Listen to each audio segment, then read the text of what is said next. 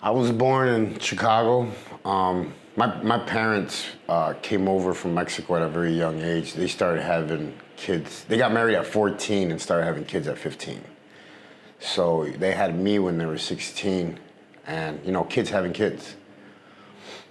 My dad fell in love with the gangs, the drugs, and just the city life. We came from, my family, from a small town in Mexico that really didn't exist over there.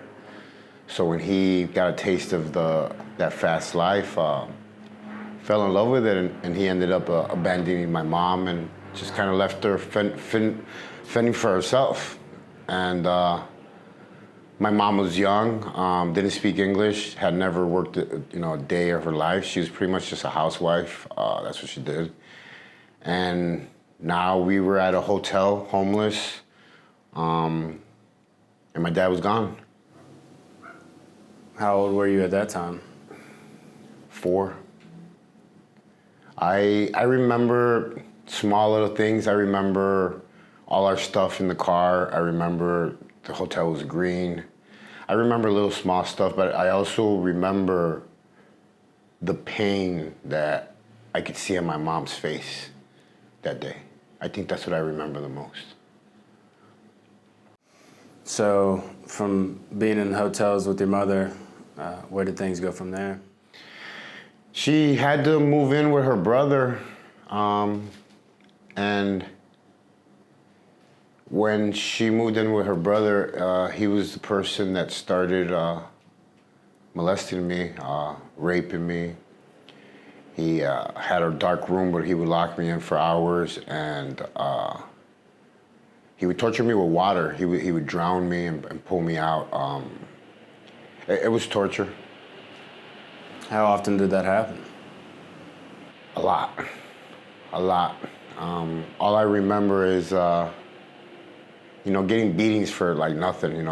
Opening up the gallon of milk on accident when there was one open, or eating something that I didn't ask for. It was always a beating for the smallest things, and I got used to it. And I became numb to the beatings. I became numb to the rapes. I became numb to the drownings, and I became numb being locked in that dark room. When he came around but wasn't actively doing those things, what was he like? Like, how would he just communicate normal with your mother? And yeah, it was like having a relationship, I guess you could say, with somebody that's bipolar. 1 minute he was beating us, another minute he was taking us to Grand America. I grew up very confused, very. I think it's one of the biggest things where I really never learned like what was right, what was wrong, or like, I mean, I got beatings for pretty much anything and everything. So by the time I was 9, I mean, my heart was completely stone already. I always tell people at 9, I felt like I was already a grown man. And I wanted blood, I wanted revenge. I wanted to hurt people. I wanted to hurt people the way I heard it. do you think that anger all came from what your uncle did to you, or do you think it came from other places as well?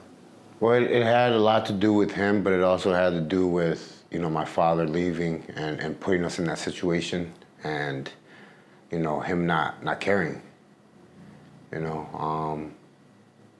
My dad was my hero my whole life. He still is to this day. I don't change how I look at him. I just wish he would have done something.